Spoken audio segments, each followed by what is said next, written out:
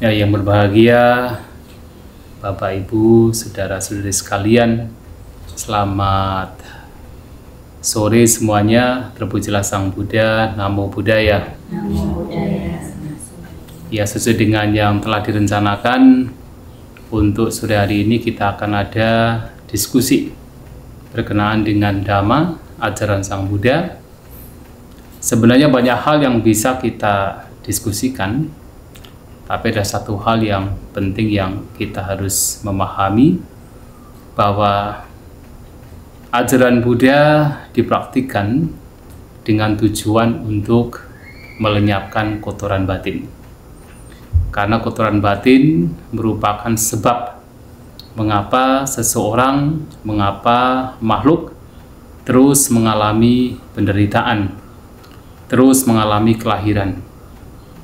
Dan karena ini adalah sebab, maka untuk bisa melenyapkan penderitaan, sebabnya harus dilenyapkan. Nah, sebabnya adalah kotoran batin. Nah, sehingga sesungguhnya seluruh praktik yang diajarkan oleh Sang Buddha, baik yang terlihat, praktik yang masih boleh dikatakan dasariah, sampai praktik yang lebih mendalam, semuanya sesungguhnya memiliki tujuan yang sama, yaitu untuk melenyapkan pikiran-pikiran yang buruk. Nah, salah satunya adalah berdana. Jadi walaupun mendapatkan kedamaian dalam hidup, terutama ketika masih harus mengembara di alam tumimba lahir, maka seseorang harus banyak melakukan kebaikan. Nah, berdana merupakan salah satu kebaikan, salah satu kebajikan yang memang seringkali dipuji oleh Sang Buddha, bahwa ini merupakan satu perbuatan yang bisa membawa kebahagiaan. Artinya kalau seseorang ingin berbahagia, ya banyaklah untuk berbagi, banyak untuk berdana, sehingga akan mendapatkan kebahagiaan. Nah, bahkan ketika dikatakan seseorang suka berdana berkenaan dengan makanan sebagai contoh, nah ada beberapa hal yang Sang Buddha sampaikan, ini akan memberikan akibat yang baik, yang seringkali disebut ayu wano sukang balang. Dan di beberapa pernyataan Sang Buddha ditambah lagi patibanang, ada 5. Jadi ayu adalah umur panjang. Nah, wano atau wana itu adalah kecantikan atau wajah yang rupawan, enak dipandang, wana. Kemudian suka, kebahagiaan, dan bala adalah kekuatan. Dan juga padibana. Padibana itu adalah intelijensi atau yaitu seperti intelektualitas. Ya, karena memang mengapa 5 hal ini bisa diperoleh ketika seseorang melakukan berdana, karena memang 5 hal ini akan diperoleh ketika seseorang ini bisa mendapatkan makanan yang baik. Jadi dengan makanan seseorang bisa berumur panjang, dengan makanan seseorang bisa mendapatkan kecantikan, dengan makanan seseorang bisa bahagia, menjadi kuat, dan dengan makanan pula seseorang bisa berpikir dengan baik. Artinya intelektualnya juga berkembang. Nah, maka 5 hal ini menjadi dampak yang baik yang diperoleh ketika seseorang melakukan kebajikan berdana. Nah, tetapi buah yang diperoleh berkenaan dengan 5 hal ini masih berkenaan dengan buah duniawi. Dan itu sudah baik. Tetapi akan ada buah yang lebih unggul lagi, lebih mulia lagi, yang sebenarnya berkenaan dengan tujuan utama seseorang memperhatikan ajaran Buddha yang tadi telah saya sampaikan, yaitu untuk melenyapkan kotoran batin, melenyapkan pikiran-pikiran yang buruk. Yaitu bahwasanya ketika seseorang berdana, sesungguhnya ia pun juga sedang melatih batinnya untuk melenyapkan pikiran buruk, baik itu loba, dosa, maupun moha. Artinya dengan berdana seseorang keserakahannya semakin berkurang, kekikirannya semakin berkurang, kemelekatannya semakin berkurang. Ya, ini sangat baik karena memang manusia, bahkan hampir semua makhluk punya kebiasaan, punya habit bahwasanya suka mengumpulkan sesuatu yang dianggap menyenangkan tetapi sulit untuk melepas, sulit untuk berbagi. Nah, melekat. Nah, semakin serakah, semakin melekat. Nah, sehingga ketika orang berdana, kalau dia mau betul-betul berdana sesuai dengan ajaran Buddha, maka harus diarahkan. Tujuan berdana adalah untuk melenyapkan kotoran batin, salah satunya adalah keserakahan. Dan tidak hanya keserakahan, bahkan kebencian pun juga semakin berkurang dengan seseorang suka berdana. Karena kalau orang berdana dengan pikiran penuh dengan kasih sayang, dengan cinta kasih, betul-betul ingin orang lainnya mendapatkan persembahan, offering, mendapatkan manfaat, maka disitulah pasti akan ada cinta kasih, ada kasih sayang. Cinta kasih, kasih sayang tidak ada dalam batin, kebencian pastinya, maksudnya kalau cinta kasih, kasih sayang ada dalam batin, kebencian pasti akan tidak ada di sana. Artinya lenyap dan semakin terkikis, semakin berkurang. Maka berdana juga sebenarnya mempunyai dampak yang sangat baik untuk melenyapkan kebencian. Nah, bahkan ketika berdana dilakukan dengan pengetahuan yang benar, pemahaman yang benar, setidaknya adalah mengetahui tentang hukum karma, oh ini baik, ini membawa manfaat untuk memberikan kebahagiaan, tidak hanya dalam kehidupan sekarang, tapi juga dalam kehidupan yang akan datang. Apalagi punya pemahaman bahwa berdana juga memberikan manfaat untuk melenyapkan pikiran-pikiran yang buruk, maka disitulah seseorang berdana dengan pengetahuan, dan di sana akan memunculkan kebijaksanaan. Nah, kebijaksanaan berkembang, artinya delusi, ketidaktahuan akan berkurang. Nah, berdana dengan tujuan untuk melenyapkan loba, dosa, moha, keserakahan, kebencian, dan ketidaktahuan, itu adalah manfaat yang paling unggul. Maka Sang Buddha menyampaikan, seperti yang tadi saya sampaikan, punyance burizo kaira, kairatena punang. Kalau seseorang melakukan kebajikan, lakukan itu lagi dan lagi. Berdana, lakukan lagi dan lagi. Yang tujuannya adalah untuk melenyapkan kotoran batin. Nah, tujuan berdana untuk melenyapkan kotoran batin ini juga disampaikan oleh Sang Buddha sebagai tujuan yang paling unggul. Jadi ada banyak motif ketika orang berdana, ada banyak motif. Ada mungkin orang berdana supaya terkenal. Kira-kira baik tidak? Orang berdana supaya terkenal, baik tidak? Baik. Daripada tidak berdana. Ya toh? Nggak apa-apa. Mungkin awal seseorang berdana masih ingin mendapatkan keterkenalan, tidak masalah. Itu lebih baik ketimbang orang masih kikir tidak mau berdana. Tapi juga ada orang berdana lebih unggul dari itu, dengan tujuan supaya terlahir di alam surga. Baik tidak? Ya baik. Tetapi memang belum unggul. Nah, yang paling unggul adalah berdana untuk melenyapkan pikiran-pikiran yang buruk, yang Sang Buddha sampaikan sebagai cita langkara, cita parikara. Artinya berdana untuk memperindah, mempercantik batin. Nah, itu sangat baik. Nah, dengan kata lain, berdana untuk melenyapkan pikiran-pikiran yang buruk. Nah, bahkan dalam khutbah ini, Sang Buddha juga menyampaikan, kalau seseorang berdana dengan tujuan untuk memperindah, mempercantik batin, itu bisa membawa kepada pencapaian anagami. Pencapaian anagami. Tapi tentu orang demikian ya karena paham sekali bahwasanya dengan berdana, seseorang memang kotoran batinnya semakin terkikis. Ia juga paham bahwa apapun yang dia miliki, termasuk kekayaan, properti, dan sebagainya, sifatnya kan sebenarnya tidak kekal. Yang tidak kekal ketika kemudian dilekati, digenggam, memunculkan penderitaan. Nah, ketika itu digenggam, itu adalah sebenarnya sebagai beban. Itu sebagai sebab seseorang terus ya terperangkap di dalam kelahiran, terperangkap dalam alam tumimba lahir. Maka orang demikian yang paham demikian akan membawa batinnya untuk berdana karena dia tahu bahwa berdana adalah bagian dari latihan untuk melenyapkan kotoran batin, yaitu kemelekatan. Nah, ini yang dikatakan sebagai cita langkara, cita parikara, atau memperindah, mempercantik batin.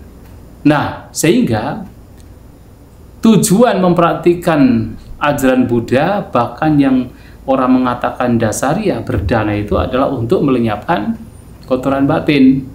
Nah, ini pula yang kemudian sebenarnya merupakan, kalau seseorang itu adalah seorang bodhisattva yang sedang, orang kan mengatakan al bodhisattva itu untuk mencapai kebudayaan harus mengumpulkan apa itu? Mengumpulkan parami ya. Nah, sebenarnya parami itu kan artinya perfection. Jadi parami itu perfection. Jadi artinya adalah bukan seseorang itu sekadar berbuat kebajikan. Oh, banyak berdana. Nah, itu dikatakan sebagai nanti kebajikan ini menjadi pendukung untuk mencapai kebudayaan. Tapi tidak hanya demikian. Tapi lebih bagaimana orang melakukan berdana dan dia tahu persis bahwa dengan berdana batin semakin matang. Batin semakin mengarah kepada perfection, mengarah kepada kesempurnaan. Dan dia tahu tujuan ia mempraktikkan berdana berbagi adalah untuk pelenyapan kotoran batin. Maka ini disebut sebagai paramita atau perfection. Karena kalau hanya sekedar berdana, wah, orang sudah dalam kehidupannya lampu mungkin sudah banyak berdana juga kan. Atau misalnya orang sekedar misalnya mempraktikkan nikama. Salah satu dari perfection kan atau paramita kan nikama. Nikama artinya meninggalkan kehidupan berumah tangga atau meninggalkan kesenangan indera. Nah, kalau dalam kehidupan sekarang memungkinkan bagi kita semua pernah, yaitu terlahir dalam Brahma. Kenapa bisa terlahir dalam Brahma? Karena mempraktikkan meditasi mencapai jhana itu nikama juga. Tetapi masalahnya adalah apakah nikama yang dipraktikkan sehingga orang mencapai jhana adalah untuk pelenyapan kotoran batin. Nah, kalau tujuannya demikian, itu bisa dikatakan sebagai paramita. Nah, sehingga semua ajaran Buddha, bahkan yang dasarnya seperti berdana, itu adalah untuk pelenyapan kotoran batin. Dulu, seperti contoh adalah Anathapindika. Sebelum Sang Buddha muncul, praktik berdana itu sudah menjadi bagian kehidupan orang-orang India. Contohnya adalah Anathapindika. Sebelum ia bertemu dengan Sang Buddha, ia kan dikenal sebagai Anathapindika. Nama aslinya itu bukan Anathapindika, siapa? Sudatta. Nama aslinya. Tapi kemudian ketika bertemu dengan Sang Buddha, nah Sang Buddha pada waktu itu memanggil dia sebagai Sudatta. Tapi dijuluki oleh masyarakat setempat dia sebagai Anathapindika. Mengapa? Karena dia suka memberikan bantuan, terutama adalah kebutuhan pokok termasuk makanan untuk orang-orang yang tidak punya perlindungan atau mungkin seperti homeless gitu kan. Nah, maka disebut Anathapindika. Jadi anatha itu artinya perlindungan. Itu tanpa perlindungan. Jadi orang-orang yang tidak punya perlindungan. Pindika adalah orang yang memberikan gumpalan makanan. Maka Anathapindika adalah seseorang yang suka memberi makanan kepada orang-orang yang tidak punya perlindungan atau homeless misalnya seperti itu. Nah, nama aslinya Sudatta. Tapi pada waktu itu dia tidak tahu tujuan untuk berdana itu untuk apa. Taunya adalah untuk supaya nanti kalau mati terlahir dalam surga, kan begitu. Tapi begitu bertemu dengan Sang Buddha, tujuannya berubah. Berdana pun juga bertujuan untuk melenyapkan kotoran batin. Maka Anathapindika itu mencapai kesucian Sotapanna. Dan bahkan ketika orang mencapai kesucian Sotapanna, dikatakan orang demikian memiliki kesempurnaan di dalam kedermawanan, Cagasampana. Jadi kekikiran itu lenyap. Maka Anathapindika sendiri, walaupun pada waktu itu kan kaya raya, kemudian setiap hari pasti datang ke wihara dan berdana kepada para biku, kepada sangga. Bahkan sampai dikatakan dalam kitab komentar, nah ketika dia datang ke wihara itu kadang-kadang Samira sudah mengharapkan pasti dia membawa sesuatu untuk wihara. Nah, karena dia itu terbiasa berdana sampai suatu ketika betul-betul harta bendanya itu habis gitu kan. Dan seorang dewa yang tinggal di rumahnya itu sampai mengingatkan Anathapindika untuk janganlah sekarang jangan berdana kepada sangga. Ya jelas tidak bisa, wong dia sudah betul-betul sempurna dalam kedermawanan, dia tidak akan bisa menjadi kikir. Malahan dewa tersebut diusir dari rumahnya. Nah, karena memang demikian. Tetapi tentu ya dia memahami persis bahwa perdana itu memang menjadi bagian dari praktek praktek letting go, praktek untuk bisa membebaskan batin dari belenggu. Jadi kan ketika orang itu kekikiran muncul, keserakahan muncul, kan ada belenggu kan, belenggu yang menghalangi untuk membawa batin menjadi bebas. Nah, tetapi orang yang telah betul-betul memahami anicca, ketidakkekalan, apalagi seorang Sotapanna, nah, kedermawanan itu sudah sempurna, tidak akan mungkin kikir lagi. Nah, sehingga sekali lagi bahwa praktek perdana adalah untuk melenyapkan kotoran batin. Dan apalagi praktek sila, praktek kemoralan. Jadi kemoralan di sini tidak hanya sekedar menghindari. Oh, yang penting saya menghindari membunuh, mencuri, berzina, berbohong, mabuk-mabukan. Hanya itu saja, tidak hanya demikian saja. Tapi bagaimana praktek sila kemoralan ini juga berdampak, berefek pada batin itu sendiri. Kan sebenarnya praktek sila kan adalah restrain ya. Jadi bagaimana seseorang itu berusaha untuk restraining oneself. Jadi ada semacam pengendalian untuk tidak melakukan kejahatan. Itu adalah efeknya ke batin. Bagaimana praktek sila ini adalah untuk melenyapkan kotoran batin, bukan sekedar yang penting menghindari. Kalau menghindari udah di rumah saja tutup, nggak keluar, pasti nggak akan, kalau nggak bicara dengan orang nggak akan mungkin berbohong kan. Kalau di rumah tidak ada binatang nggak mungkin membunuh kan. Di rumah dikunci nggak mungkin akan berzina kan, ya kan. Tidak hanya demikian, tapi bagaimana seseorang itu memperhatikan sila ini berdampak pada batin. Kalaupun kemudian di rumah dikunci semua, tidak melakukan 5 pelanggaran, tapi kalau batinnya itu berpikir-pikir gitu kan, untuk bisa membunuh, untuk bisa mencuri, untuk bisa berzina, untuk bisa berbohong, ya sama saja, ya kan. Jadi efeknya itu adalah bagaimana batin itu dijaga dengan baik gitu. Nah, itu praktek sila juga demikian, untuk pelenyapan kotoran batin. Apalagi adalah meditasi, baik meditasi samatha atau meditasi vipassana, tujuannya sama, untuk melenyapkan kotoran batin. Nah, karena kadang-kadang beberapa orang berpikir, oh kalau praktek samatha itu tujuannya untuk mencapai jhana, titik gitu kan. Nah, kalau baru praktek vipassana adalah untuk kesucian. Nah, sehingga dengan pandangan demikian ada yang kemudian berkesimpulan bahwa ya kalau begitu nggak usahlah mencapai jhana gitu kan. Sudahlah kita praktek vipassana saja supaya langsung suci gitu kan.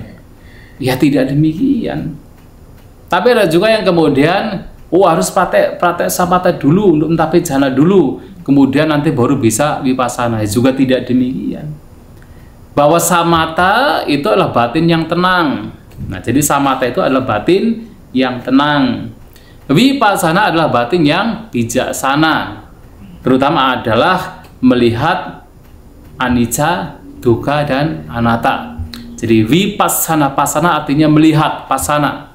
Vi itu adalah ke dalam, tetapi lebih kepada melihat 5 gugusan dari sisi anicca, dukkha, anatta. Maka untuk memunculkan kebijaksanaan. Nah, 2 kondisi batin ini itu harus ada, ya kan? Jadi 2 kondisi batin, ketika batin itu tenang karena praktek dhamma, itu disebut samatha. Ketika kemudian batin menjadi lebih bijak untuk melihat anicca, dukkha, dan anatta, itu adalah vipassana. Tujuannya apa? Keduanya bertujuan untuk melenyapkan kotoran batin. Maka Sang Buddha dalam khotbah-khotbah beliau selalu menyampaikan bahwa 2 hal ini harus dikembangkan. Kalau seseorang dalam upaya mengembangkan batinnya, jadi adi citte ca ayogo, dalam upaya mengembangkan batin yang lebih luhur, ternyata dia tahu ketenangannya berkembang, tetapi kebijaksanaan dalam konteks vipassana tidak berkembang, maka dia harus mengembangkan kebijaksanaannya untuk bisa bersama dengan ketenangannya. Nah, kalau kemudian ternyata dalam praktek mengembangkan batin yang lebih luhur, ternyata ketenangannya tidak berkembang, samatanya tidak berkembang, vipassananya itu berkembang, maka dia harus berusaha mengembangkan ketenangan batinnya, samatanya. Nah, kalau kemudian praktek di sini ternyata dua-duanya tidak berkembang, apa yang dilakukan? Seseorang harus memunculkan usaha yang ekstra, usaha yang lebih untuk mengembangkan keduanya. Jadi diumpamakan oleh Sang Buddha seperti kalau seseorang ini memiliki rambut yang sedang terbakar, jadi rambut lagi terbakar, apa yang dia lakukan? Kalau rambutnya terbakar bagaimana? Atau langsung nyemplung ke sumur? Kan berusaha untuk segera memadamkan api di rambutnya. Atau misalnya dia tahu pakaian yang dikenakan terbakar, apa yang dilakukan? Segera untuk melepaskan pakaiannya, kan? Nah, dia tahu kalau tidak berbahaya.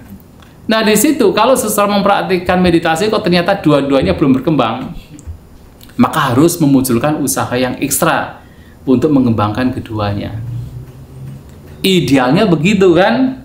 Tapi masalahnya kan orang kan tidak punya sangmiga, tidak punya ketergugahan batin, kan? Sehingga ya udahlah, enjoy the life gitu, kan? Nah, padahal kalau orang betul-betul melihat bahaya dari alam sangsara, ya kalau tahu ini dua-duanya belum berkembang, itu harus betul-betul dikembangkan dengan usaha yang lebih ekstra.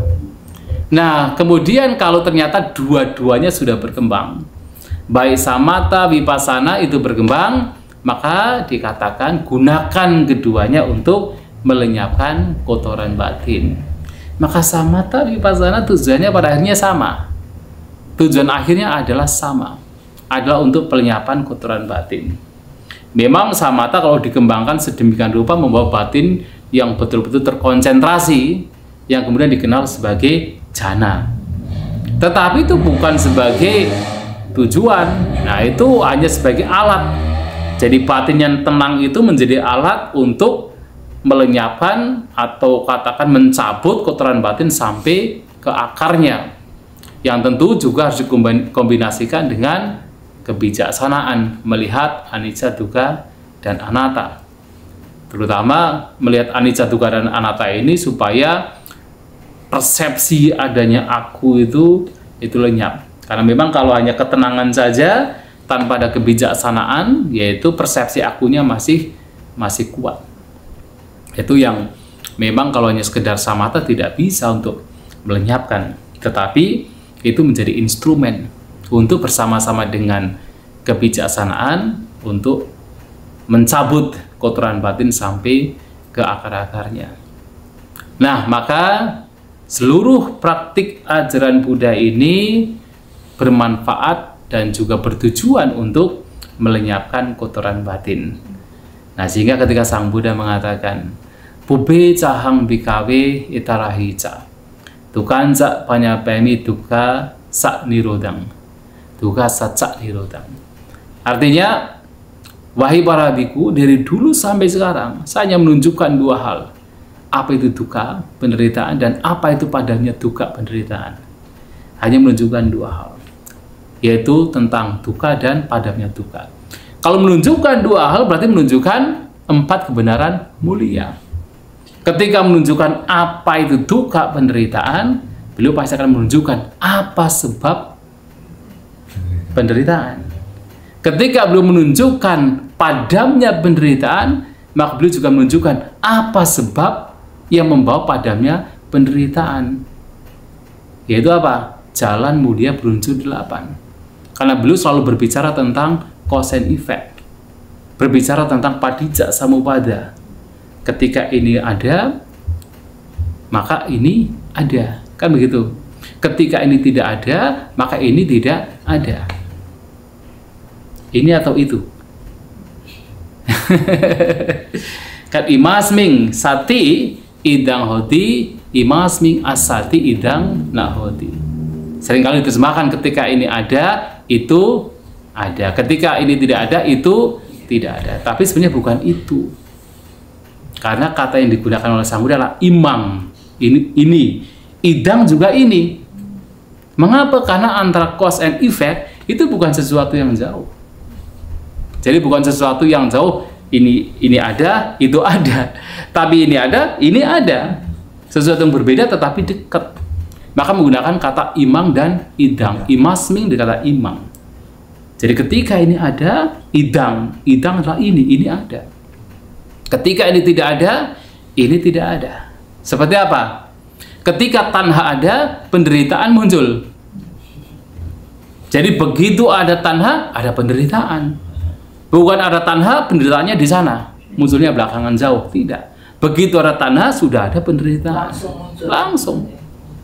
Begitu ada keserakahan, sudah ada penderitaan. Antara cause and effect, sesuatu yang sangat dekat.